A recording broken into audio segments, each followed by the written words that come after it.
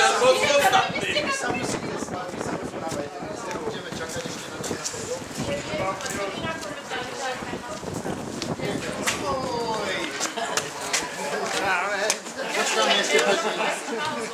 tu máme nás, ne?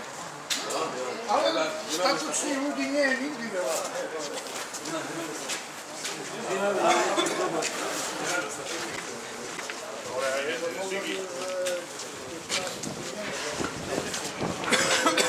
Roman,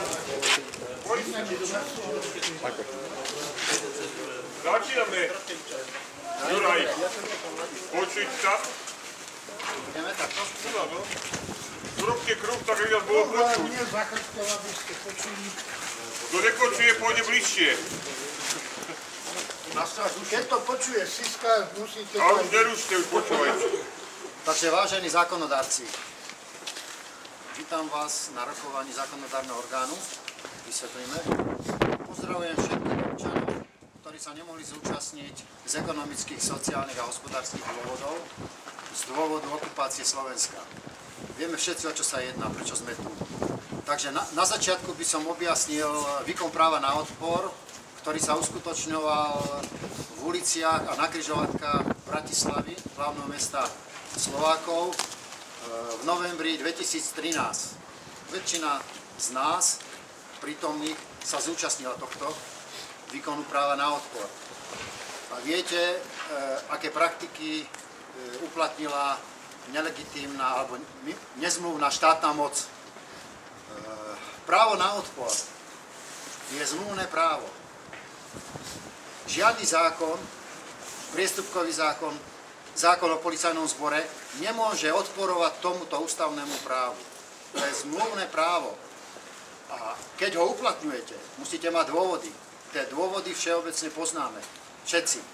Takže keď sme ho uplatňovali, používali sme prirodzený zákon v prirodzenom stave za účelom seba záchovy našich životov a našich majetkov. A boli sme postavení sudcov, takže sami sme boli sudcami vlastných skutkov. To znamená, že sme v prirodzenom stave a štát zanikol. Vtedy sa uplatňuje právo na odpor, aby ste to vedeli. Synonymom práva na odpor je revolúcia, povstanie. Právo na odpor je kvalifikované alebo vyložené v tejto spoločenskej zmluve, alebo bývalej, lebo už je zrušená. A je to tam jasne napísané. Demokratickým štátom legalizovaná možnosť občianskej spoločnosti zobrať ochranu základných práv a slobod do vlastných rúk, keď už zlyhali všetky účinné prostriedky nápravy. A všetci vieme, že tu účinné prostriedky nápravy nemáme, ináč by sme tu nestáli. Znaky tohto práva. Presadzovanie verejných cieľov, garancia základných ľudských práv a slobod, ľudských práv, to je to prirodzené právo vyššie. Keď sme rovní, rodíme sa s týmto právom. Štátna moc nám ho nemôže dať ani odňať. Zmena vlády, to je ďalší znak verejného cieľa. Máte tam. Teraz tam máte. Je to právne dovolené konanie. Nehrozí sankcia. A je možné násilie. To znamená, máte právo použiť účinné prostriedky nápravy, aby ste ochránili svoju ľudskú prirodzenosť. Takže viete, aké sú tie účinné prostriedky nápravy. Takže na to máme právo.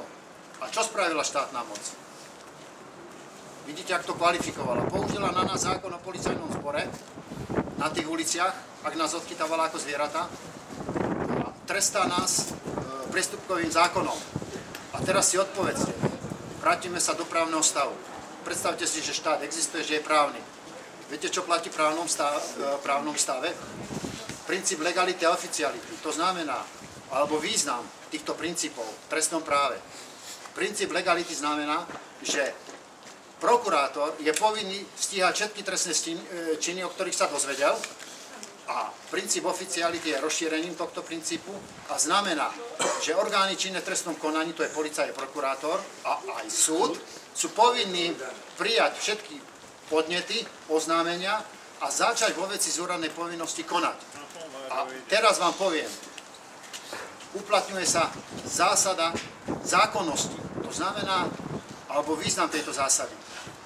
Orgány činné v trestnom konaní, policajti pod dohľadom prokurátora, generálneho kamaráta, ak chcete, boli povinné postupovať iba zákonným spôsobom a zo zákonných dôvodov. A teraz mi povedzte, aký mali zákonný dôvod, keď my sme uplatňovali ústavné právo? Žiadny. Takže žiadny trestný čin bez zákona a žiadny trest bez zákona. Lebo my sme boli zákonodárci, my sme tam už boli ako sudcovia, keď sme uplatňovali právo na odpor. Takže bojujte. Všetky tie sankcie a všetko, čo spravili nezákonným spôsobom, lebo to sú dôkazy, ktoré svedčia v prospech našich nepriateľov. To ich usvedčuje a to dokazuje tú svojvolu, tú tyraniu. Takže je to prenasledovanie za uplatňovanie základných ľudských práv, ktoré sme presadzovali na tých uliciach. Tam sme bojovali za tú svoju ľudskú prirodzenosť. Žiadny zákon nesmie byť v rozpore s ľudskými právami. To je, takže keď by som skončil právo na odpor, aby ste vedeli, čo to je, akékoľvek zbrane môžete použiť, aby ste presadili seba záchovu svojho života a majetku, ktorým si realizujete ten život. V každej vojne sa útočí na majetok. Takže keď si nemôžeme zabezpečiť tú seba záchovu a bojujeme za ňu v uliciach, štát neexistuje. Teraz vám objasním dôvody zániku štátu. A sú to právne skutočnosti, ktoré platia a sú overiteľné. Lebo právo je spoločenská veda, tam platia dôkazy. Tam máme tu osvedčených, uznávaných filozofov, to je politické myslenie práva. Aké má byť to písané právo štátu? To je to prirodzené právo, to vyššie právo. Takže Thomas Hobbes, anglický filozof, John Locke a Jean-Jacques Rousseau, to bol Francúz, ktorí kvalifikovali spoločenskú zmluvu, pekne ju vysvetlili. Na týchto filozofoch, ale na ich koncepciách sú postavené všetky demokratické ústavy demokratických štátov. Čo tam platí? To znamená, alebo význam. Suverenita, my sme zlomní vlastníci moci. Z nás pochádza moc. To znamená suverenitu. Takže naša vlastnícka moc sa môže zmeniť poslancov aj ich reprezentantov a nemôže sa odovzdať ani na Európsku úniu. Význam tejto vety. 1. mája 2004 sme odovzdali svoju suverenitu Európskej únii, lebo ich nariadenia, smernice, príkazy majú prednosť pred našimi zákonmi. Štát existuje nie kvôli zákonom, ale zákonodárnej moci. To znamená, naše zákony neplatia, lebo je zmena zákonodárnej moci. Takže dňom vstupu do Európskej únie sme ako národ zanikli. Právna skutočnosť. Už neexistuje Slovenská republika, toto je len fikcia. Právnym následkom je aké zriadenie? Protektorát Slovensko, alebo ak chcete kolónia. Vidíte sami tie následky, že absolútne o ničom nemôžeme rozhodovať a vidíte, ak postupne sa to sťahuje, ako keď matku dáte na šrob a oni to priťahujú. Postupne nám uberajú všetko, už nič neznamenáme, ničoho sa nemôžeme dovolať. Teraz, okrem tejto právnej skutočnosti, ktorá platí, je overiteľná, a táto veta, ktorú som vám povedal, že zákonodárna moc sa nesmie zmeniť, alebo nemôže zmeniť ani odovzdať, je platná. To je to prirodzené právo týchto filozofov. To znamená, alebo význam toho, tá právna skutočnosť je overiteľná a platí to. Protektorát Slovensko, zapamätajte si to. Ďalšie dôvody, kedy sa zmenila zákonodárna moc. Zákon o kupovaní politických strán. To je tiež samostatný dôvod, ktorý zanikol štát. Cenzúra slobody informácií. Média, jazyk korporácií, moc ustanovujúca. Parlament korporácií, moc ustanovená. Samostatný dôvod. Rozhodujú tu médiá, dosadzujú svojich zástupcov, skorumpovaných poslancov, ktorých dosadzujú cez médiá. 80% občanov nedôveruje súdnej moci. 20% je v zahraničí. Precedensy systematickej nespravodlivosti. Môžem vám ich ozrejmiť. Uzurpácia samosprávnej moci. V mestách, obciach, do vyšších územných celkov, voľba prezidenta, poslanci do Európskeho parlamentu, menšina oprávnených voličov. V právnom štáte platí princíp väčšiny. To znamená, volieb sa musí zúčastniť väčšina oprávnených voličov. Ak boli tieto voľby napadnuté, čo boli, ústavnou sťažnosťou a sťažnosťou na Medzinárodnom Európskom súde v Štrasburgu, oni odmietli kreovanie moci menšinou. Oni to odmietli, to je ten dôkaz, že nemáme účinné prostriedky nápravy a zároveň sú to precedensy, ako oni riešia demokraciu na Slovensku. A náš právny poriadok, ak sme v právnom štáte, nemôže byť v rozpore s právnym poriadkom Európskej únie. Takže to, čo sa tu deje, ani náhodou nie je chyba, omyl. To je organizované a plánovité. No, okrem toho, viete o tom, že sme zrušili formálne zmluvu písomným právnym úkonom, ktorý bol doručený tu, Národnej rady. A faktickým úkonom to bol ten boj za ľudské práva v uliciach Bratislavy v novembri 2013. To je ten rozdiel medzi formálnym a neformálnym úkonom. Takže oni to všetci vedia. To sú základné právotvorné skutočnosti, ktoré dokazujú zmenou zákonodárnej moci zaň štátu. To títo páni filozofia, to platí. Takže aby ste vedeli, Slovenská republika neexistuje. Máme tu právne vákuum. Takže od 1.5.2004 do 9.11.2013, keď sa v Bratislave tu na tomto verejnom zhromaždení, viete, koľko tu bolo ľudí, presunuli sme sa na námestie Slobody pred úrad vlády a tam sa navrhol a odsúhlasil občiansky tribunál.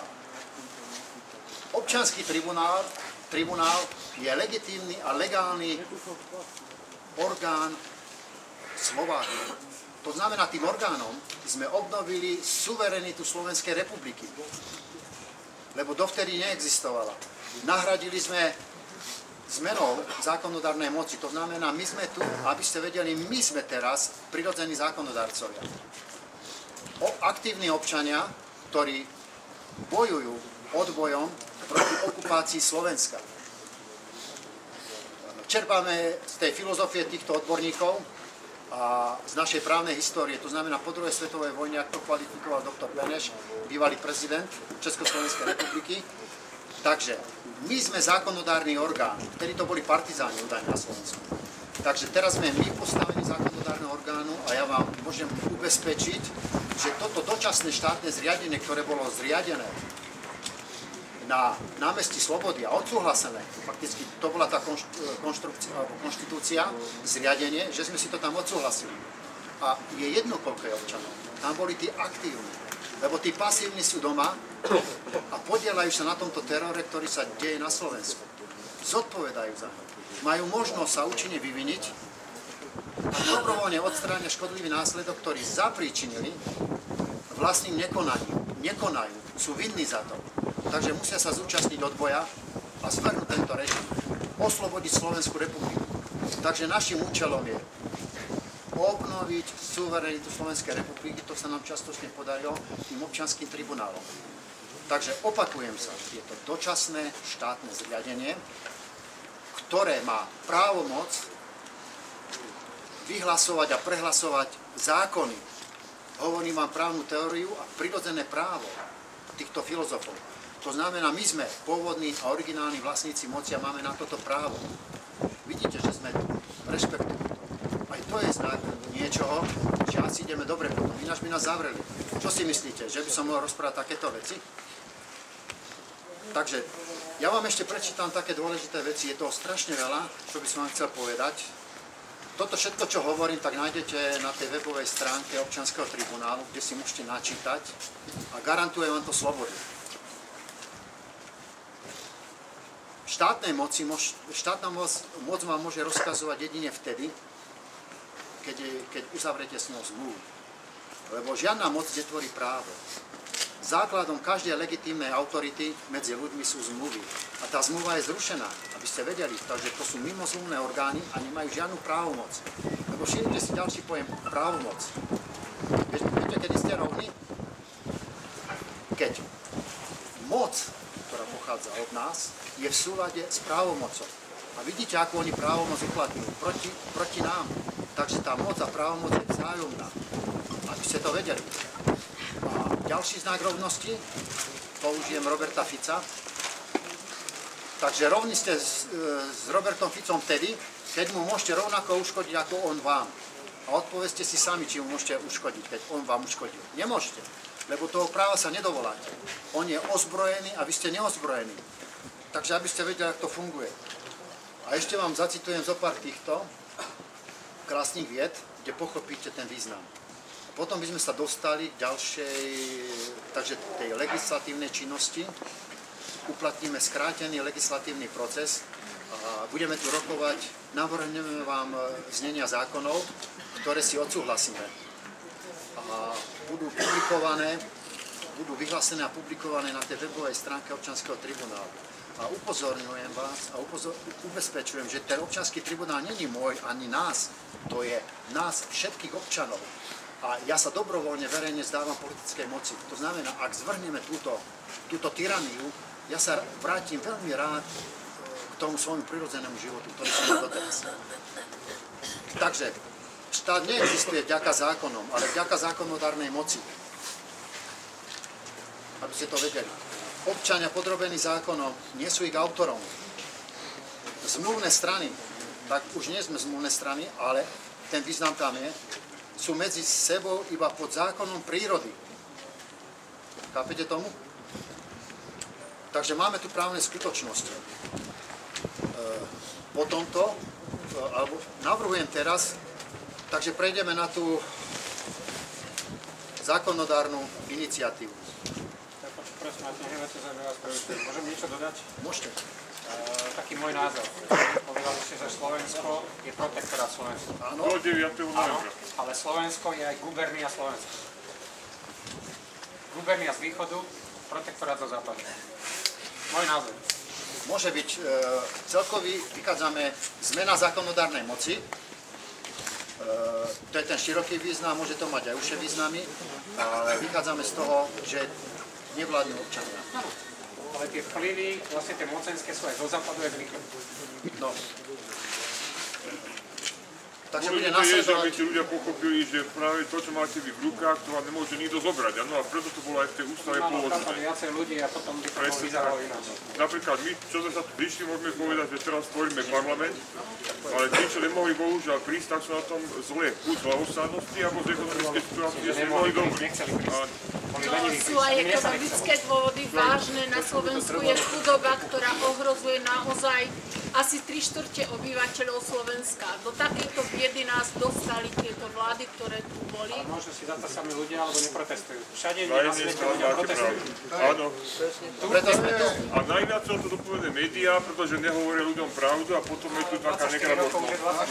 ľuďom by si mohli už aj bez tých médií uvedomiť, že o čo tu je. Áno, máte Napriek tomu, že Máte sú pravdu. sedia doma, to znamená, Ale že sú stále musíme to zobudiť a musíme aj týchto ľudí zobudiť. dôležité je niečo robiť. Ak by ste dovolili, ešte by som rád privítal bývalého vojnového zajaca Petra Sielského, ktorý bol aj napriek tomu, že sme na zákonodárnej moci odsúdený týmto okupačným režimom, bol vo väzbe a donútili ho podpísať dohodu o vine a treste.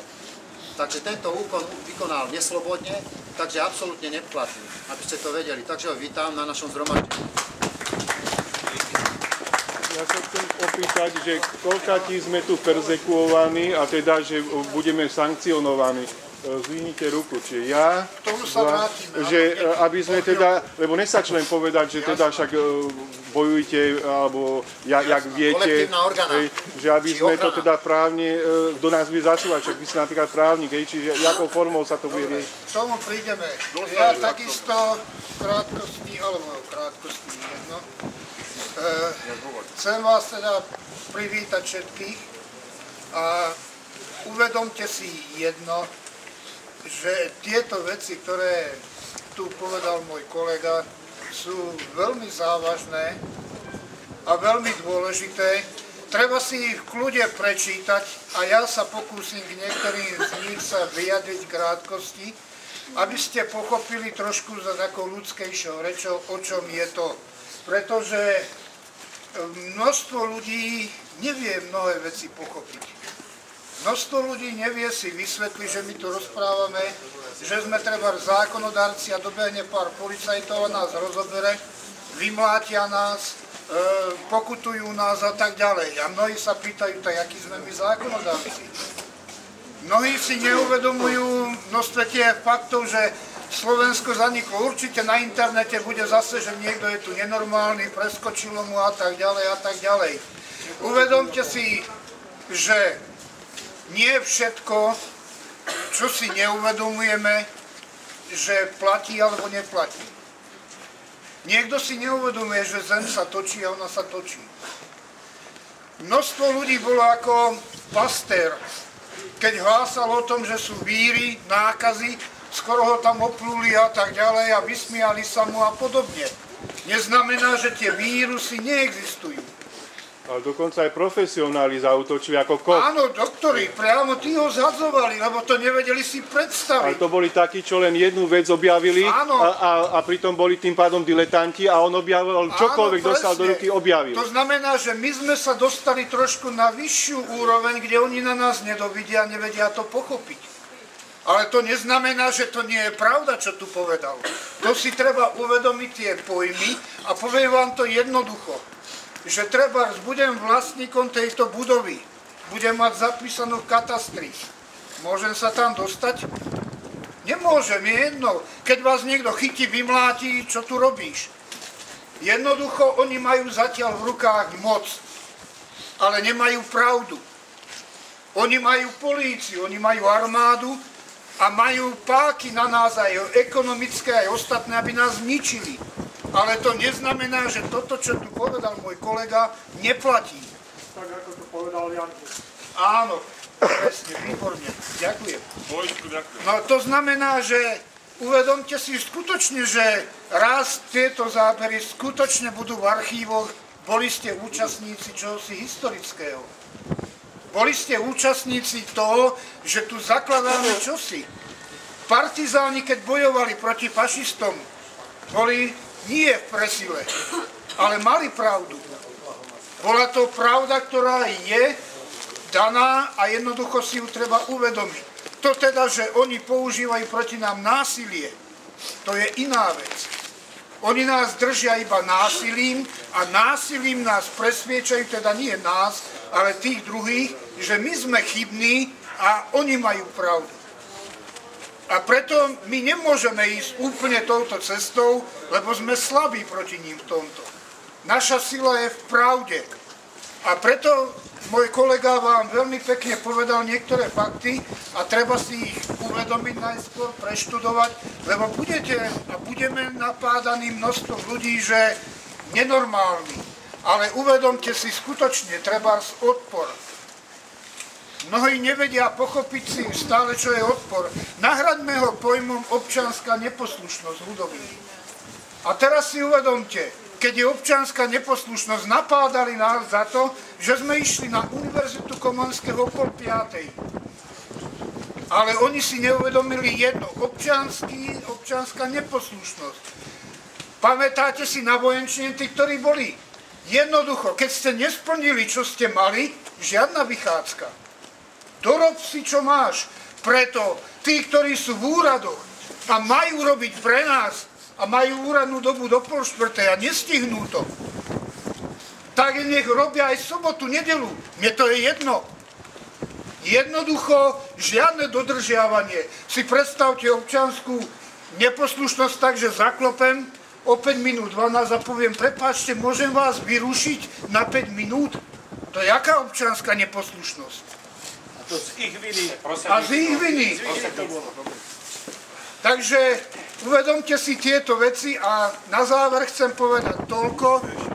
Robíme, dnes ho zavesím, konečne už mám nejaké tipy.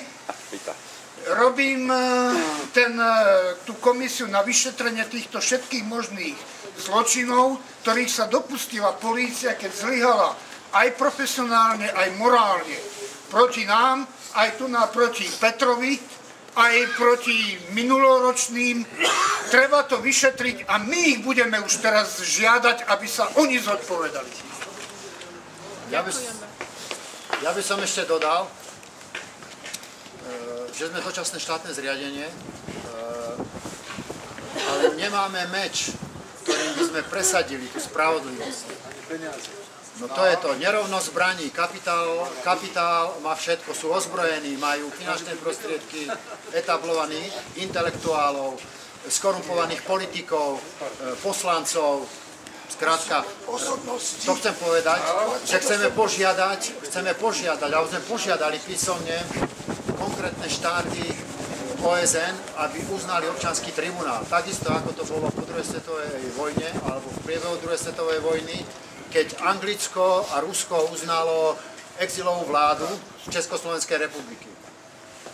Tak vychádzame z toho istého princípu a požiadali sme príslušné štáty, aby nás uznali. Je to 16 krajín, aby ste boli v obraze. Je to dôležité. Tam pochopíte ten význam, že máme na to právomoc. Vychádzame z tej preambuly.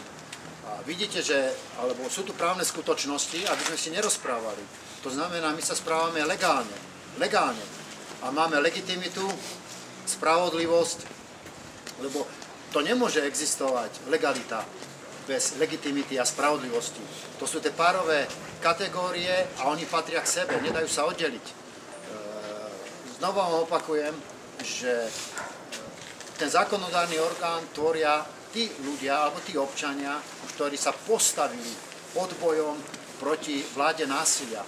Máme tu okupáciu, som vám to vysvetlil a trvám na tom, že Slovenská republika neexistuje, že to je protektorát Slovensko a viete veľmi dobre, kto je za tým. To znamená korporácie. V hlavnej línii s Nemeckom. Aj keď sa správa pasívne, vidíte, ako tam majú životnú úroveň. Germáni nikdy neprestane. To majú vlastnosti ako Pittsburgh. Stále budú robiť to isté. Tak to povedal aj Masaryk. Máme si dávať na nich pozor. Stále to ide od nich. Teraz sa spojili s Anglickom, s Francúzskom, s Američanmi. A robia to kolektívne. Medzinárodní teroristi, aby ste vedeli. Však viete, čo robia v Európe. Ty to mal napísané, takže doplním potom. To znamená, musíme sa proti tomu postaviť, a aby sme poznali spoločného nepriateľa. Takže je to súkromná moc. Máme tu súkromné zriadenie. Korporácia, ak chcete, ekonomické skupiny, bankárov. A my chceme normalizovať ľudskú dôstojnosť, ľudskosť, a to tým, že tu bude všeobecný zákon. Viete, ako budeme všetci vládnuť? Nemusíme byť v tejto budove. Pocítite to podľa toho, že garantuje tá všeobecná vôľa dobro a šťastie pre každého občana. Tak nie doslova, ale podľa tohto. A vidíte, aké sú tu zákony súkromné. Tak chceme normalizovať všeobecnú vôľu. Lebo iba vtedy budeme šťastní a slobodní.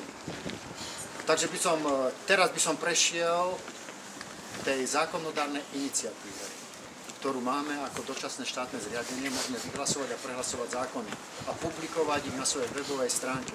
Ja som rozmýšľal ešte ďalší publikačný nástroj, úradnú tabuľu, dajme tomu tento stĺp a tu im to lepiť. Nech si to čítajú.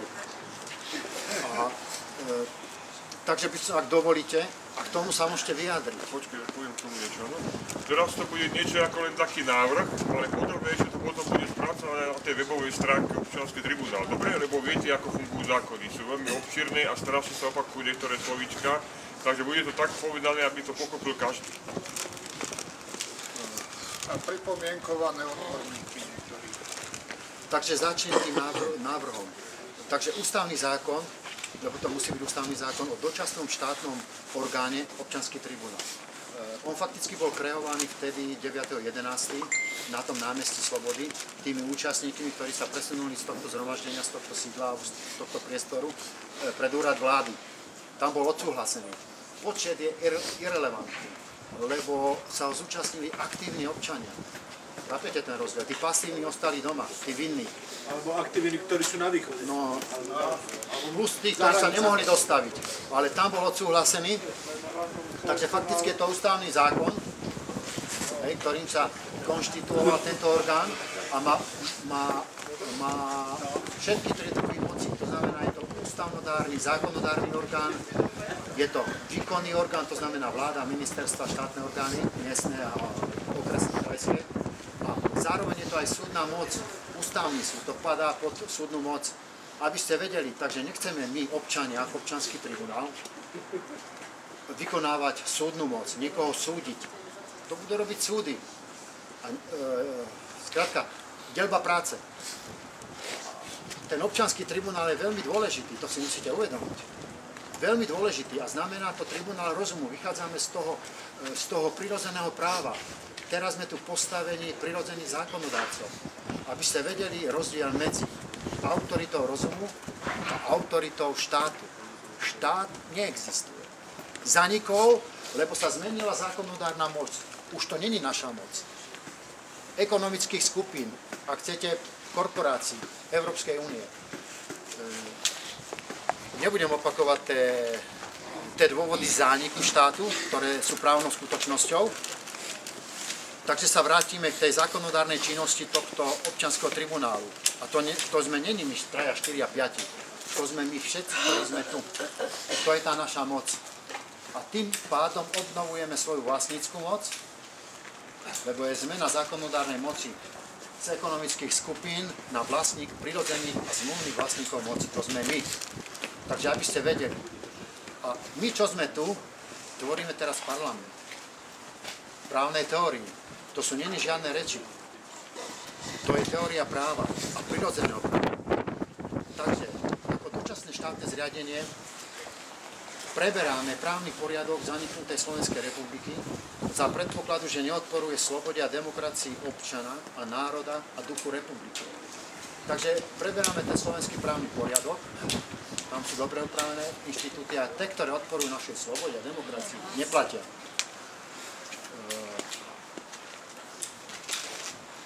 Súhlasíte s tým? To je návrh. No ale je to konkrétne, ako teraz... To znamená... Na svoj vôli, že tento si povie, no ale toto áno a toto nie, a niekto iný si povie toto áno. Preberáme právny poriadok bývalej Slovenskej republiky a z toho budeme vychádzať za predpokladu, že tie zákony nebudú namierené proti obyvateľom. No, ale ktoré to sú? To zistíš veľmi jednoducho. Ktoré nás diskriminuje, neplatí. Tam je tá hlavná myšlienka. Toto isté bolo, keď zaniklo Rakúsko-Uhorsko po prvej svetovej vojne, keď sa rozdelili. Československá republika, vtedy, ktorá vznikla, prebrala, recipovala právny poriadok Rakúska a my sme Uhorska. Chápete? A tie právne normy, ktoré boli v rozpore s tým demokratickým duchom Československej republiky, neplatili. To bol všeobecný zákon a ono sa to uplatňovalo, keď prišlo sa na niečo, čo odporovalo tej slobode tých občanov, tak potom to neplatilo. Že to posúdenie ešte len príde? Áno, to je... Toto je len návrh. Toto sú návrh, to je hrubý rámec. Krátko sa dá dodať tak, že ani jeden zákon nebol úplne vytvorený tak, aby bol tzv. Proti občanovi. Je skryto len vytvorený, napríklad na chránenie tých korporácií alebo podobne. A to, že sa deje, že vás na prechode treba spokutujú, to nie je chyba zákona, to je chyba iného. Poviem takú humornú vsúvku, keď nejakú ženu, ktorú budú znásilňovať, budú pokutovať za to, že vrieska o pomoc po 10. hodine, to nie je chyba zákona, to je chyba toho, čo sa deje.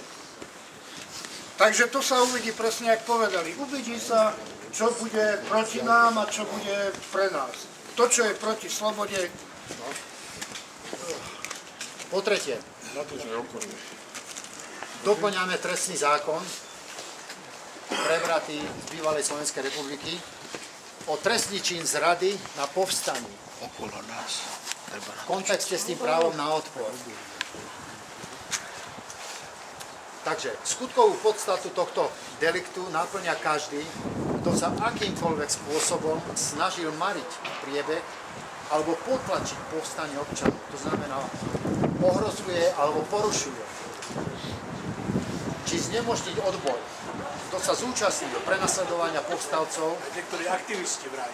alebo inak pomáhal okupačným orgánom a kto takúto zradcovskú činnosť verejne obhajoval alebo schvaľoval. Chápete? To je základná norma. A tu by sme mali sa dohodnúť na trestnej sadzbe. Ako navrhujete?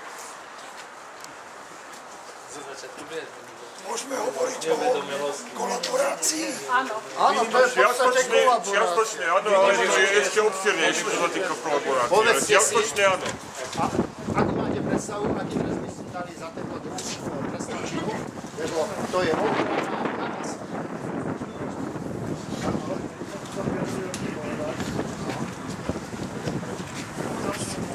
Poď bližšie. Poď bližšie, poď sem. Pridaj hlas. Poď do stredu, nech ťa každý počuje. Začnem od konca. Čo keby sme to brali ako vlasti zradu? To nemôžeme... Moment. A tam je trestná sadzba už daná. Áno, to máme v trestnom zákone. Čo vy na to? Vlasti zradu. Lebo je to vlasti zrada. Je to zrada proti nám, všetkým proti vlasti. Názov je to. Viem, čo hovorí Zložko, ale zober si, že niektorí napríklad z nevedomosti konajú a robia zlo, lebo sú pohodlní. Nevedomosť je tam. Áno, že sa to dá obširnejšie. Tam je to odstupňované. Vlastne zrada je to najvyššie. Týmto zákonom, rozumiem, čo chceš, skrátka týmto zákonom sme chceli vyjadriť alebo presadiť ochranu toho práva na odpor. Ide o tú trestnú sadzbu, ktorú musí mať každý paragraf v trestnom zákone, tak môže byť ako vlast. Dobre, za vlastní zradu navrhuješ čo? Nič, tam to je dané. Taká istá sadzba ako za... Zostať ako bolo? Najvyšší trest? Čo je najvyšší trest dneska? No a my nevieme, či Je to správne iba do zrušenie živote? hrdelného trestu, či je platné. To záleží, čo si my povieme. My sme parlament, Môžeme vážený. zmeniť, rozumiete? Na čo sa dojednáme, väčšinový princíp. Ja som proti, Ja len doplním, že lebo to nie je správne. v povojnovom období, po druhej svetovej vojne, za toto bol absolútny druh trestu. Trest smrti. Trest smrti, lebo vtedy sa spáchali inakšie zločiny, robili to, viete aké, a teraz bankami to robia, ekonomicky. To znamená, exekúcia je poprava, lebo vám exekujú majetok. A tým pádom už nemáte tým zabezpečiť svoj život, holú existenciu, tak idete na ulicu a viete, čo vás čaká, spalovňa. Prepáčte, vy ste právnici, prepáčte, to som sa chcel spýtať tomu trestu smrti. Považujete trest smrti za trest? Áno, výnimočne. Teda, pardon, smrť. Áno. Smrť je stav. Nie, presne tak, ja tiež s tým... Ja to nepovažujem za trest. Keď ma tu dneska niekto usmrtí, to je trest. Môžem sa vyjadriť. Ale keď budem celý život makať ako blbec niekde a budem na to myslieť, za čo makám, tak to je trest. Ja vám poviem takto, keby napríklad teraz sa otočí tento systém, že preberieme moc do vlastných rúk a tých ľudí zatvoríme, oni majú ešte kapitál a prostriedky na to, aby sa mohli vyslobodiť. A myslíte si, že keby naspäť prišli do niečoho k moci, že by nás potom nehali len tak voľne behať po svete? Ona, tá vláda, ktorá príde, musí cítiť, že keď tam bude robiť zlo, čakajú presne to isté, čo bolo predtým. To bude výstražný Áno, prst. bude to výstražný prst. Sú krajiny, kde sa napríklad nepoužíva trest smrti, ale je tam uzákonený ako symbol varovania. Lebo dneska si čo povie zločinec? Zavrú, pustiť musia. Tak to vám poviem. Alebo ujdem. Ak je niekto tak nebezpečný, že je obava, že by mohol opakovať to, keď ho nevieme vystreliť na mesiac, aby žil tam, tak ho musíme oddeliť my. Áno. Ja viem, čo vy Ale myslíte. zase to nepovažujem za Jasne, sú to len návrhy, ale je to tak. Na východe napríklad každý rozpráva, že by išiel do zbrania, lebo už sa to nemôžu pozerať. Ale vidíte, sú na tom tak zle, že nemohli ani pricestovať. Môžem? Môj názor je ten, že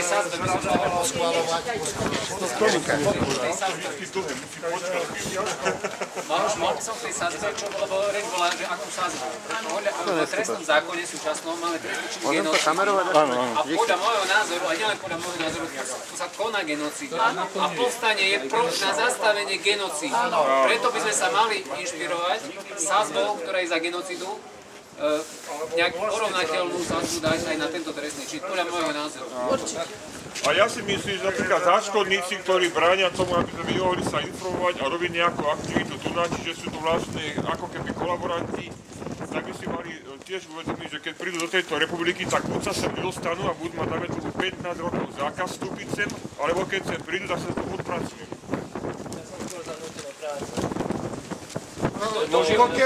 Pokiaľ sa týka trestu smrti, to vám poviem, ja zase taký pohľad na to, robil som vo väznici v Ilave, keď som nastupoval, videl som tedy aj celu smrti aj s tým človekom, čo tam bol. No pre normálneho to je škoda o tom hovoriť, to je ťažko ozaj prežiť, ale kedysi mi môj kolega psychológ povedal jednu vec na trest smrti. Ja som bol vtedy, že jasná, robíš zle, zabijeme teba. No a on mi povedal, tak ty si vrah. Hovorím, a prečo by som mal byť vrah? Lebo ja hovorím, v mene zákona si to a to. Povedal, aj ten, kto zabíja, robí v mene čohosi.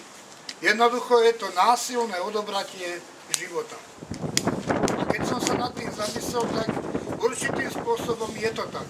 Je to, že násilne odoberiem. My sme život nedali. Áno, to znamená, je to vražda. Lenže presne ako povedal Juraj, keď je v stave jak vojna a tak ďalej podobne, tak tam nejaké ohľady sa vyslovene nedajú totálne brať. Áno, lebo ide nám o život. Nám tiež ide o život. Máte na výber, musíte diferencovať. Život štátu alebo život nepriateľa štátu. Není na výber. Hovoríme mimoriadne zákonodárstvo a vo vojnovom stave. Lebo čo je účelom každej vojny?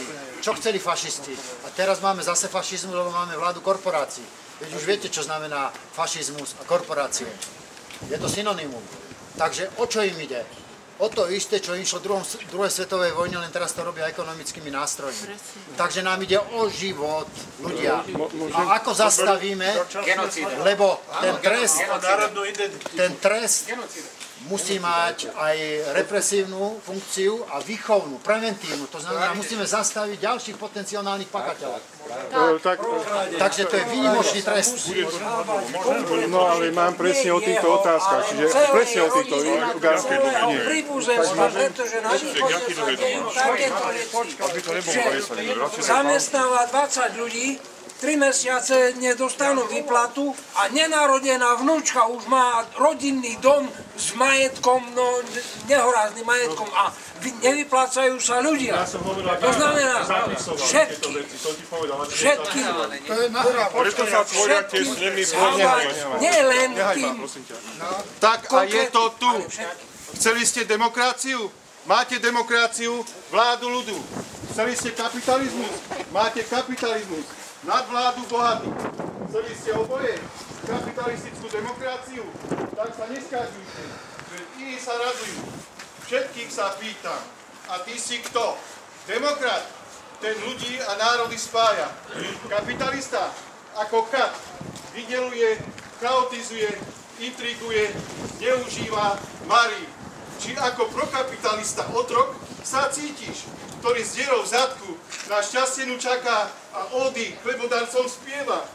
Tak toto ste chceli. Chceli ste zrušiť totalitu, tak zrušte aj pluralitu. Striedanie dobiem pri moci. Kapitál bohatých investorov. Ale jak vám hovorím, prestaňte klásť do hrobu starých aj nových bohov. Z hlúposti či z vypočítavosti. Tak ako kedysi Germáni pri zmene režimov. Prví, kto uznali vieru, krstení zlatom, istený biznisom, na všetky strany vždy obabank hráli. Je na čase namiešať tú správnu humanitu. Ľudské práva chcete? Oprášte socializmus s priamou demokraciou a s výsadou odvolávať nenažraných klamárov. A niktož si netrúfne beztrestne zneužiť naše právo veta. A toto právo, moc ľudu, je polícia povinná brániť. Židia a cirkev si vymysleli raj a nebopeklo. Gréci, Elysium a Hades. Tomás More a komunisti, nie egoistický komunizmus. A dnešní neoliberáli, absurdný bezpracný príjem. Ale ja vám hovorím, uzákoniť treba a to globálne, spravodlivý zákon, politickú a ekonomickú rovnováhu. Ďakujeme za konformnú rošu. Môžem dokončiť potom? Máš informácie dobré. Doplňuje to. A ja hlasím. Áno, aby sme splnili účel. Toto nie je žiadna diktatúra, takže to je kolektívne rozhodovanie na základe väčšinového princípu. Bojujeme o seba záchovu, aby ste chápali ten význam. Lebo keby nám štát garantoval seba záchov, tak tu nemusíme byť. Takže nahrádzame štátne zriadenie. Lebo štát neexistuje. Preto sme tu. Takže ja to sumarizujem a dám návrh. Takže väčšinový princíp. Ja vám prečítam všetky tie zákony, ktoré navrhujeme dneska, iných veľa, zo 6, aby ste pochopili, že tú zákonodárnu iniciatívu máme, my ju uplatňujeme, aby ste vedeli, ako to funguje. Takto to robili voľakedy, to je priama demokracia, len menšom. Robili to voľakedy v starom Grécku, rozumiete? Takže my to robíme teraz a máme na to čo?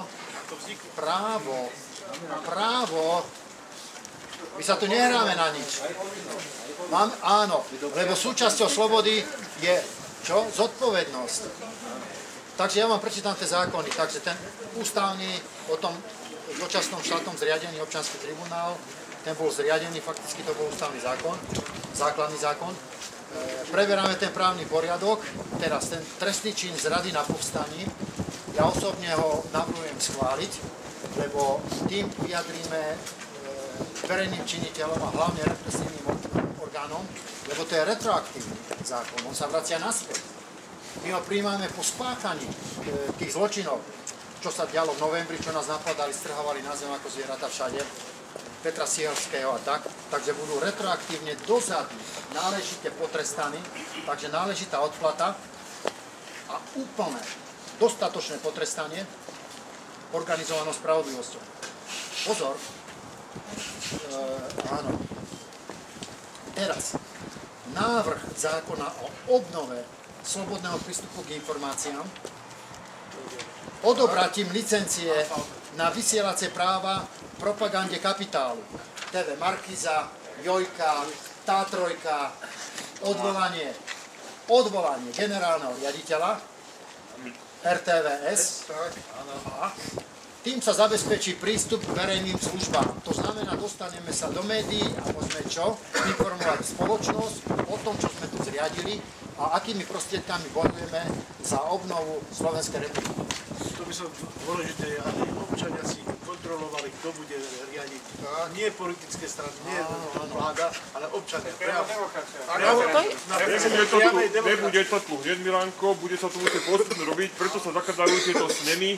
Na Facebooku, keď požiadaš Juraj Chlebík, všetky materiály, informácie posielam, robí sa to sieťovo, za týždeň ich vzniklo vyššie ako 22 a všetko to je namierené proti tomu, aby ľudia nahradili médiá. Takže podania na podanie, každý sa rozpráva, každý o tom vie. Takže ďalší návrh, zákon o zrušení zákona, návrh zákona samozrejme, lebo navrhujeme, nediktujeme. My sme občiansky tribunál. Takže, alebo význam. Návrh zákona o zrušení zákona, tak nebudem čítať to číslo, lebo je nepodstatné, o súdnych exekútoroch a exekučnej činnosti. Takže tento zákon navrhujeme zrušiť. Ešte upozorním, 21. februára sa uskutoční československý bojkot proti exekútorom, to znamená zabráni sa exekútorom vstúpiť a odchádzať od práce. Presné inštrukcie nájdete na našej stránke, ktorej ste to prečítali a presné inštrukcie, ako to bude prebiehať, sa podajú cez koordinátorov občianskych snemov.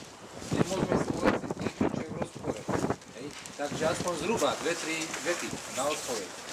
Exekúcia.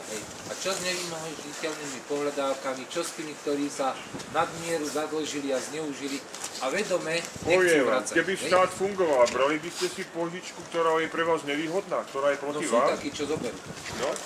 A teraz sú ľudia, ktorí sú neprispôsobili, ktorí budú páchať trestnú činnosť, či tu bude priama demokracia, alebo tu nebola. A preto sa treba rozlišovať, kto si ju berie dôležitom, aby prežil, a kto to berie do špekulatívneho hľadiska. Správne. Áno? Toto toto sa budú rozdeliť.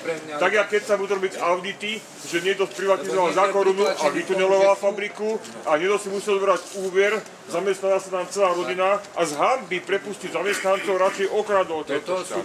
Takže to sú dva pohľady, na toto sa bude brať ohľad. Čiže jednoducho len, aby sme si rozumeli. Keď sa to zruší, neznamená, že nikto nemá právo si už potom niečo vymôcť, ale keď bude fungovať súdnictvo tak, jak má fungovať, spravodlivo, tak potom sa dá spätne posúdiť, čo bolo podvod, čo úmysel a tak ďalej. Preto vieme všetci, že chceme budovať priamu demokraciu, kde napríklad väčšina rozhoduje o tom, že menšina sa prispôsobí, lenže menšina nesmie nikdy tým trpieť. A keby aj jeden z tej menšiny mal pravdu, ale bol by spravodlivý, musel sa prispôsobiť spravodlivosti všetci, lebo najprv musí byť spravodlivosť, aby nevznikala korupcia na základe rozhodnutá väčšina. Dobre nám vyjasnenie, prečo? Jednoducho. Neslobodný občan nezodpovedá za neslobodné právne úkony. Definovali sme neslobodu, takže není sme zodpovední za neslobodné. Tak, umelé konštrukcie, ako boli v slobodnom vysielači, viete, že o tom. Napríklad spomeniem statočná žena pani Bobeková. Akože v dobrom, len citujem. Dala mi otázku, na koho sa má obrátiť, keď sa chce rozviesť. Ja som... To je revolúcia, nie rozvodové konanie. Bojujeme o svoje holé životy, o svoje majetky a ona sa chce rozvádzať? Tak keď ale občiansky tribunál bude zastávať vlastne vládu a nikdy parlament nechodí riešiť súdy, procesy, rozvody a tak ďalej. Takže... Môžem prepáčiť jeden názor? Môj názor je, že inštitút exekúcie ako taký není zlý. Ako v samotnom tom princípe, lebo ono sa to vykonávať musí, tá spravodlivosť nejako. Akorát ide o to, že je nespravodlivý, že sa zneužíva. Treba zabezpečiť jeho spravodlivé fungovanie. On sa zneužíva. Tí, ktorí majú byť exekuovaní, nie sú. A tí, ktorí sú za maličkosti, tak tí sú exekuovaní. Tu sa jedná o to, že štát sa o nich stará, štát im zákazky vybavuje, lebo chránia záujmy korporácií. Lebo keby štát fungoval, áno, tu sú veci, ktoré sú dané, dobré. Keď štát bude fungovať, zodpoveda za každého občana, tak potom exekútor bráni republiku. To znamená, exekuje niečo, kto ublíži štátu. Dobre, exekúcia je nástroj spravodlivosti, mal by byť. Toho ešte doplním dva zákony, takže návrh zákona o trestnoprávnej a majetkovej zodpovednosti štátnych a verejných činiteľov na všetkých úrovniach riadenia štátu, takže v prípade uzatvorenia spoločenskej zmluvy novej a okamžitá odvolateľnosť. Posledný návrh zákona o základnom nepodmienečnom príjme pre každého občana na garantovanie ľudskej dôstojnosti, pokrytie základných potrieb človeka na život. Môžem vám k tomu, jak chcete povedať, čo to znamená. Základný príjem nepodmienený je niečo, ako keď dostávate za to, ako štát hospodári, tak dostávate odmenu, to sú tie základné veci na život. Žiadna sociálka, žiadne dávky, ale dostanete základne nepodmienený príjem, lebo potrebujete najprv niečo žiť, lebo dneska nemusíte pracovať. Nikde nie je povinnosť robiť, lebo zoberte si, že technológií a vynálezov na svete toľko, že vám stačí chodiť na 4 hodiny do roboty. Áno, ale nezneužíva sa to. Každý jeden tie peniaze, ktoré dostane, budete míňať. čas toto. To ukáže čas, ja si myslím, toto je najproblematickejšia téma. Ľudia žili za totality niektorí sa nehali tak ovplyvňovať, že nedokážu pochopiť nové veci. Keby som vám teraz povedal, že budete môcť v budúcnosti rodiť tak, že nemusíte rozťahnuť nohy, uveríte mi? Áno, vždycky je to o tom, že keď niečo nové príde, ťažko to prijímajú tí ľudia. Ja tvrdím, že budeme pracovať všetci, tak budeme 4 hodiny pracovať všetci. Áno. Ale nie, že nie, to je na diskusiu, to je najproblematickejšia téma. To ukáže čas, jak to by najspravodlivejšie. Prečo dostať žiadne peniaze? Ja si myslím, že budeme všetci, ale menej potom pracovať v tom prípade. Druhá vec, ale ide o to, že niekto nebral tak, že ja nepracujem a tým mi zabezpečia, že... Tu, aby sme sa nehádali v tejto téme. Moment, ja sa k tomu vyjadrím. Prosím vás. Máte domáce zvieratá? Čo musia robiť, aby ste im dali nažrať? Poslúchať. No, to nehajme tak, to sú zvieratá. V každej spoločnosti existujú určité pravidlá. Toto nechajme tak. Musíme ženu keď sa uživiť, človek narodí má právo žiť ako ľudská bytosť. Nikto nemôže žiť pod mostom. Každý musí mať na nájomné, každý musí mať na energie, každý musí mať, aby sa mohol najesť. Toto je to základné, čo ľudia musia mať. A to im zabezpečíme. A viete, prečo ste všetci alergickí na to, že musí sa robiť? Lebo všetci máte v povedomí niektorých ľudí v tejto krajine, ktorí nemuseli nikdy robiť a mali z toho výhody. Ale to systém zapričinil, aby ste si toto všimali. Ďalšia vec je táto. 55% dôchodcov žije na... Môžem hovoriť? Žiadam si ticho, naozaj je to neslušné toto skákanie do reči. Každá ľudská bytosť má nárok na základ, ale 55%, keď zoberieme kategóriu dôchodcov, žije na hranici chudoby. Toto je spravodlivé, keď hovoríme o spravodlivosti? Ďalšia vec. Koľko ľudí robí v rôznych fabrikách ako obchodci, dostávajú minimálnu mzdu, ale my vieme, že na Slovensku je stanovená minimálna mzda tiež približne na úrovni tej chudoby. Takže robíš alebo nerobíš, je to hotová katastrofa a ľudia nemajú z čoho žiť. Ďalšia vec je kopu ľudí, ktorí sú odkázaní na sociálne dávky, majú ZTP, sú chorí a tak ďalej. A títo ľudia musia 1000 tlačí doniesť a obehať a o pol roka znovu a stále niečo dokladovať a stále nedostanú dosť peňazí na to, aby tie svoje základné potreby pokryli a oni majú zvýšené výdavky na rôzne zdravotné pomôcky, na lieky a nemajú na to. Ale to chceme všetci riešiť. Keby sa stanovil ten základný príjem, nikto nemusí nič dokladovať, ale tieto peniaze dostane, veď oni z niečoho ľudia musia žiť. Prečo chodia ľudia do zahraničia robiť? Veď tie peniaze môžu zarábať tu. A to chceme, aby tak bolo. Lebo keby bol základný príjem, to nemôže byť len samostatný základný príjem, ale musia sa tu spraviť dania, lebo tu je 80% rôznych daní, je tu 35 druhov daní.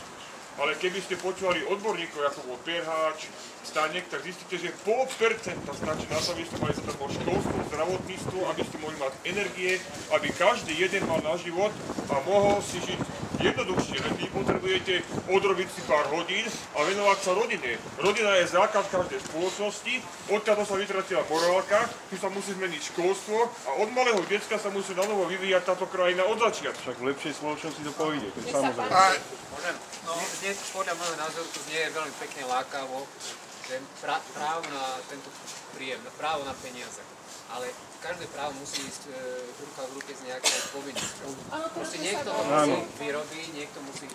Keď povieme, že... Tak preto to nedetailizujeme, lebo tu sa rozchádzame. Všetci to chceme riešiť, tieto záležitosti menovať. Nevyruším ho.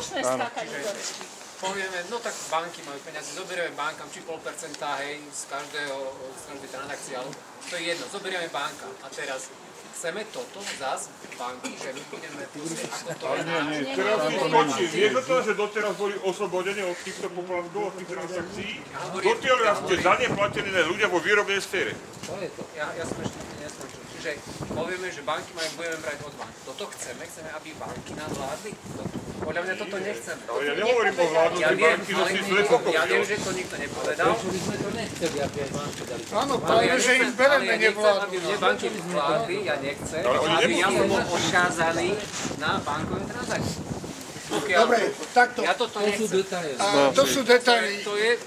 Tu len zaznel... To je point. No, takto návrh, či chcete sa mať lepšie aj po finančnej stránke, alebo chcete robiť 16 hodín denne ako prepáčeným jevnutým Toľko nikto. za minimálnu mzdu. Za to bojujem. Takto, aby sme sa zbytočne nehádali, ani nič, ani neriešili. To je dlhá téma. Poviem jednoducho len. Odpoviem takto ešte, aby sme sa zamysleli. Hovorí sa tu o nejakom zneužívaní. Pozor, základný príjem sme nevymysleli my ani Slováci, on funguje. A to chcem povedať, že zneužívanie, keby Slováci žili treba v Amerike alebo v Austrálii, by skrachovali, lebo tam to funguje napríklad. Napríklad som sa dozvedel, že v Austrálii taxíky chodia gratis, ich platí štát. Ale spravte to tu na Slovensku. Všetci nechajú autá tak, aj budú sa voziť taxíkmi, lebo my vieme to zneužívať. To je výchova ľudí. My musíme najskôr vychovať národ, aby pochopili, čo je zneužívať a čo je využívať. A toto je to. Práve preto musí tam byť aj tá povinnosť, keď dostanem to. No to sú rôzne, áno. Ale dobre, to je na dlho. Jednu vetu prosím vás poviem. My teraz neriešime o to, skade zoberme peniaze, kto čo musí. My teraz riešime ten jeden jediný bod. Pokiaľ by sme mali hovoriť o všetkom, prečo, za čo, na čo, to nedostaneme a zbrzneme tu. To naozaj jedno nadväzuje na druhé. Ale nemôžeme súhlasiť, keď viac ako polovica nevie ani z toho základy. Aspoň 2-3 vety k tomu treba. Poviem, áno. To by sme museli hovoriť. Majetok mafie je majetkom štátu. Banky fungujú tým spôsobom, že keď vám požičovajú peniaze, tak vám vymyslené číslo požičovajú a to číslo naberá pravoplatnosť až vtedy, keď zmotnia to číslo v podobe nejakého majetku. Keď ja vám ako banka ponúknem 100 000 trestné číslo, ja vám dám 100 000 na papieri. Ale vymyslím číslo.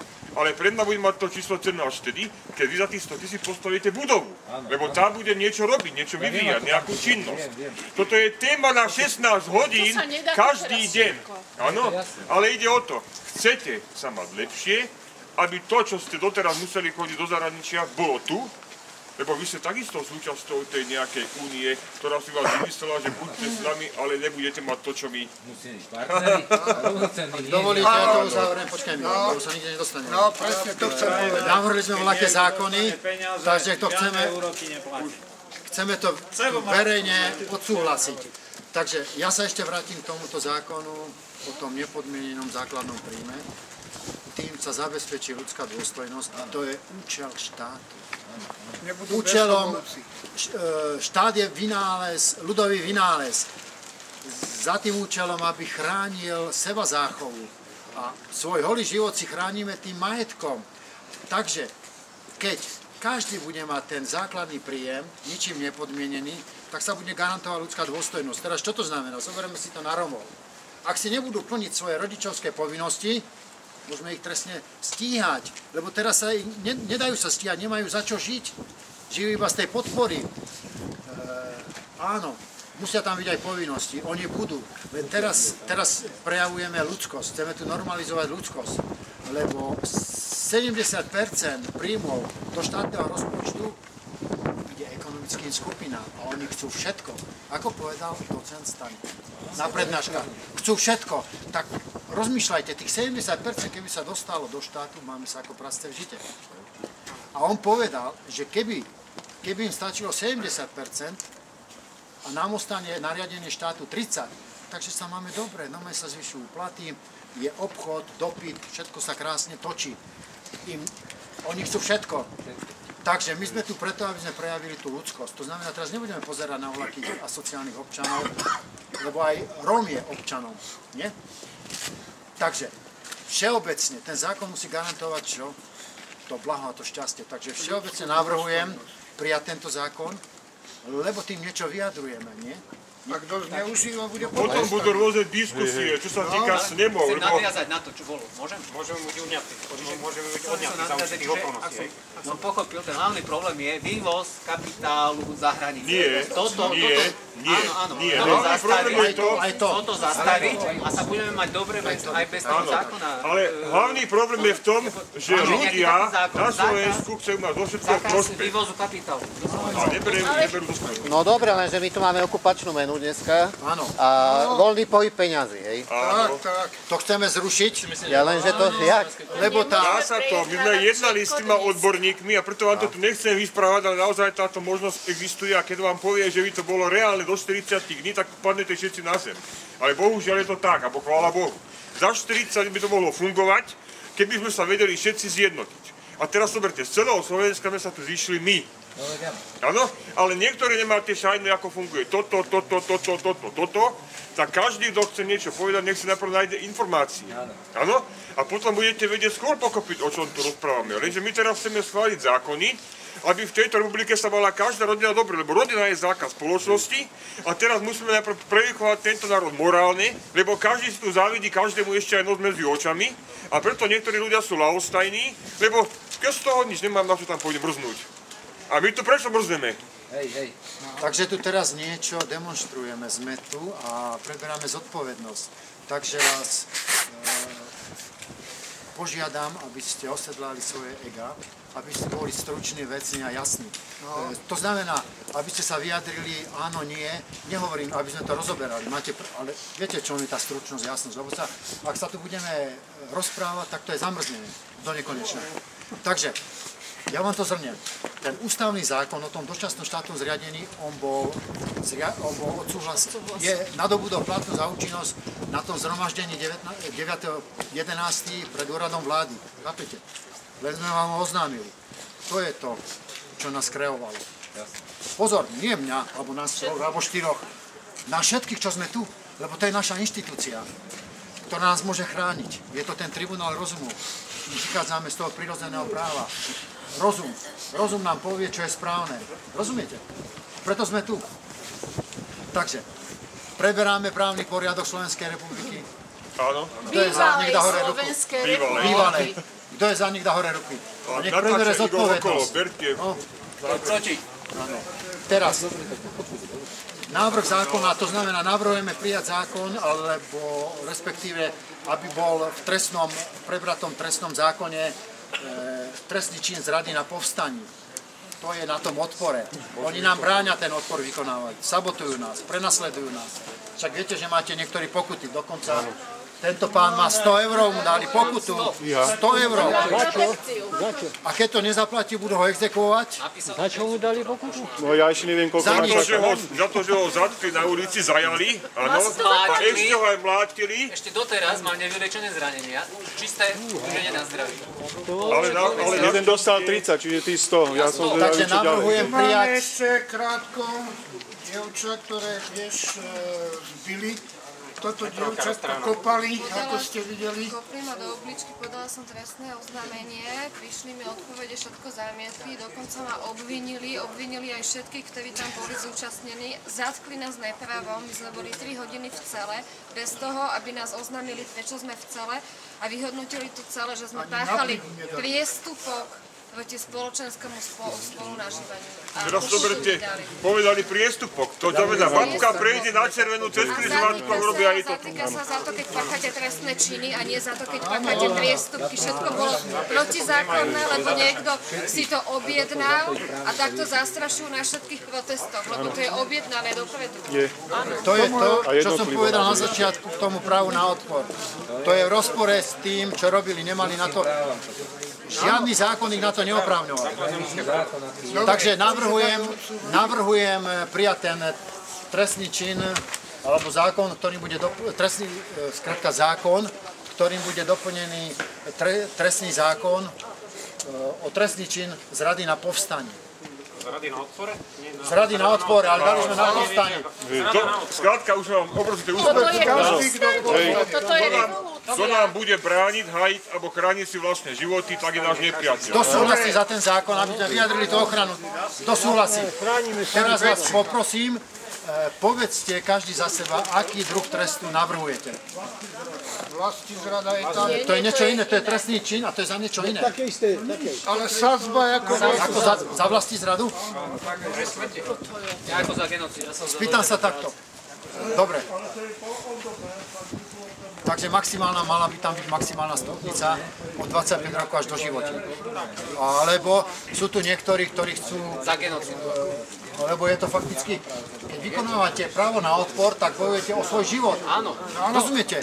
Lebo oni zneužili tú moc a usilujú sa vám zobrať majetok a život. Tak vás chcú vyvraždiť. A pri genocide je tiež do života, myslím. Takže aký trest?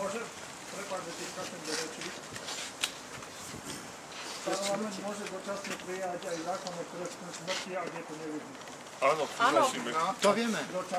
A v stave vojny my sme boli asi v vojnovom stave. V stave vojny? Áno. Pozor, pokiaľ... Tak, smrť za smrť. A zatiaľ nebola. Kto súhlasí? Čiže minimálna sadzba. Keď bude, tak áno. Pokiaľ bude dočasný občiansky tribunál... Takže, kto je za trest smrti? Nech dá hore ruky. Tak čo? No tak, dobre, je schválený. Výnimočný trest. Výnimočný trest, lebo to je vo vojnovom stave. Tam som dal iba jedno slovičko, že občiansky, to je povstanie. Alebo povstanie občanov.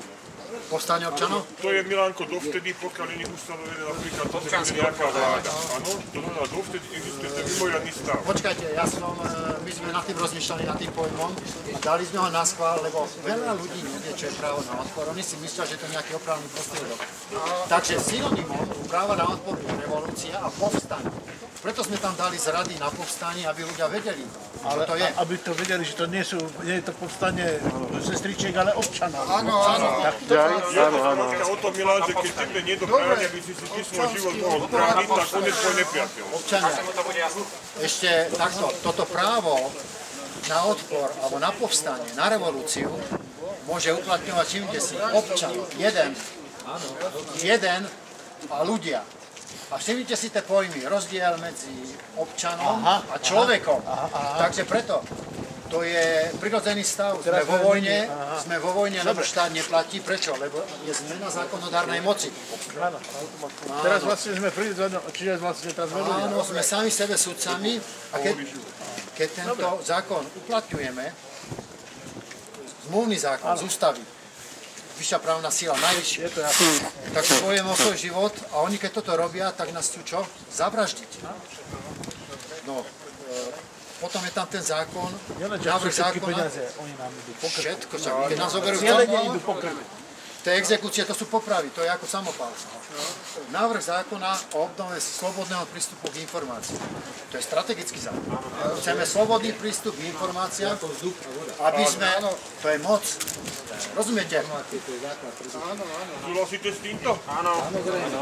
Takže odoberáme licenciu, odvolávame generálneho riaditeľa. Áno, samozrejme. Ako hovorí pani Mezenská, kto neslúži národu, pred s ním. No, ešte sa vrátim k tomu trestnému činu zrady na povstanie, aby ste vedeli, že to je retribučná norma, retroaktívna. Takže budeme trestať zločiny zrady na povstaní od tohto okamihu dozadu. My sa vraciame dozadu. To sú výnimky zo zásady zákazu retroaktívny. Že zákon má pozerať dopredu a nie dozadu. My sa v prípade tohto vojnového stavu vraciame naspäť a budeme trestať ich za to, čo robili v novembri, čo robili v minulosti. Rozumiete? Od vstupu do Európskej únie. Je to presne to isté, ako napríklad doteraz sa nahádajú zločinci, fašisti, čo boli za druhej svetovej vojny. Áno, lebo im môžu odpustiť tie zločiny, čo spáchali, keď bola vojna. No, takže návrh zákona o zrušení zákona o súdnych exekutoroch a exekučnej činnosti. Kto je za? No vidíte. Všetci, takže ich rušíme. Je to zaznamenané. Návrh zákona o trestnoprávnej a majetkovej zodpovednosti štátnych a verejných činiteľov. Kto je za? No vidíte. Každý zodpovedá za svoje činy a je odvolateľný, pretože nemôže predsa poručiť niečo, keď jemu dáš mandát, on má zastupovať teba dobré veci a nikto ti nepovedal, alebo ty si jemu nedal súhlas, že teraz, keď si posadí za minister, tak kradný v mene nás pre teba a my budeme trpieť. Jak Masiar si kladne meso, tak on si bude kradnúť miliardy. Posledný zákon, posledný návrh zákona, takže zákon o základnom nepodmienečnom príjme pre každého občana na garantovanie ľudskej dôstojnosti. Od 18 rokov. O tomto všetko budú odborné témy, lebo viete dobre, že nie všetci rozumejú všetkému. Nemyslíte si, že to budú mať 1000 eur mesačne, ale toľko by mali na živobytie. Je to niečo ako keď si predstavíte, že štát je napríklad akciová spoločnosť. Ale právo na prácu musí byť tam umožnené. To je ďalšie, áno. Toto nemôžeš naraz. Ďalšia vec. Energie budú zadarmo, doprava bude zadarmo. To máme. Ja ešte dneska sa to nedá prečať. niektorým chcem ešte toto povedať.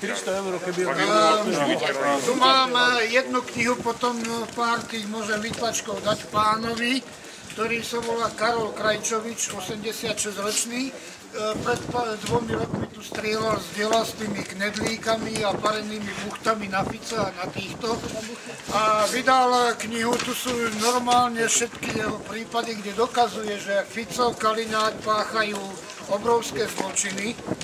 Niekoľko miliard na kradnutých autách, ktoré zlegalizovali a podobne. Takže niektorým rozdám, bude to aj na internete. Druhá vec, pravdepodobne asi 16. februára spravím 2 tlačovky. Jedna bude k tomuto aj, čo sme sa teraz bavili, o kandidatúre.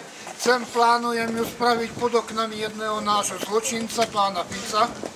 A druhá bude tu, ako je Kristínka a ostatní, ktorí boli stíhaní pred domom pána Kaliňáka. Spravíme tlačovku, aby sme ho informovali o tom, ako jeho rezort výborne pracuje. Chlebíčky si doneste z domu, lebo on vám nepodúkne. Blízka zakázané nie. Ešte nie. To bude tá komisia riešiť. Dokončujem. Skončili sme. Počúvajte, lebo on má hlasisko dobrý, ale zase nemusí byť. Skončili sme pri rovnováhe. Nie učiť sa, ale rovnováha. Čiže ekonomická aj politická. Hospodárske normy bez príliš rozstavených nožníc, celosvetovo záväzne vymerané pracovné tempo a humánnu dielbu, to je strop ziskov. Skrátka, kontroly a limity, ktoré humanizmus zabezpečia. Po druhej svetovej vojne nemecký ľud zlý povstal, solidárne a obetavo pracoval, štát na kapitalistických firmách aj ziskov parazitoval. Stal sa nemecký zázrak, ktorý upustil zo svojich zásad a v zenite ziskov nastáva rozkvet, blažený stav, prosperita. Veď to, čo vojensky nedosiahol vtedy, teraz zvrátil kapitálom pod svoj diktát, ekonomickou okupáciou zotročil a mierovou cestou dosiahol. Babylon úderov násobne viac získal, stav, keď prachy znásilňujú a plodia prachy. Ale ja k vám paragraf ľudských práv hovorím, s každou vojnou a rabováčkou treba skoncovať. Pretože ak príde jej čas, zrujnuje aj tú najmocnejšiu ríšu. Lebo vec, sloboda potrebuje dušu. Žiaden štát, žiadnou formou nesmie zotročiť svoj ľud a žiaden štát, to ako právnický trust ustanovil, to aký právnický trust ustanovil triedne rozbitej spoločnosti za sociálnym dopadom, výsmečný paragraf rovnosť pred zákonom. Je nemožné pod týmto bremenom uplatniť ústavné právo na život každého jednotlivca. Prestaňte miasť spoločnosť, aj zákony sú dobré, treba tam aj do Banskej, aj tam. Dobre? Nie. Možno pretrúsť sveté. A takým odpoveď na dodržiavaní chorých zákonov je ako zvíťaziť nad ním ešte horším a naďalej vpieť na jeho dodržiavaní. Veď až do dnešných dní každé desatoro začínalo dogmou. Prvým prikázaním bol diktát, viera každej farby. Dnešnou úlohou je uzákoniť univerz, druhu ľudských práv, pretože iba pod touto zástavou eliminujeme násilie farieb, ktoré iba neúčinne vpísali svoj sociálny program, propagandu do svojich chytlavých osnov. Dogmy boji medzi sebou potrebujú hospodárskú moc. Vyhovoril, že mala by počúvať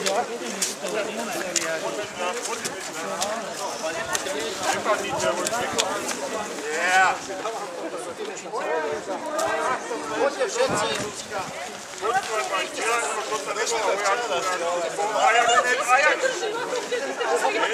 Prosím vás, poďte ďalej, zaťažte sa. Toto je naša... Poďte, vyrovnajte sa. Veď nás je veľa. Nech žije Slovensko! Kráľovská vypojáčka. Díka s nami, Vojsko. Fico nahrad. Chceme naspäť parlament. Parlament do vlastných rúk občanov. Poďme dať hymnu. Pozdravujeme Banskú Bystricu.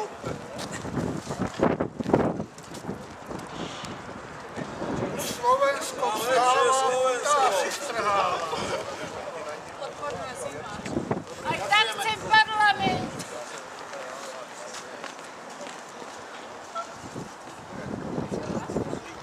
A Boris, držme palce jedinému demokraticky zvolenému PUCčkarovi Kotlebovi. Ďakujeme. Na stráž. Ďakujeme. Pani kameraman. To bude dobré. Ďakujem vám za účasť.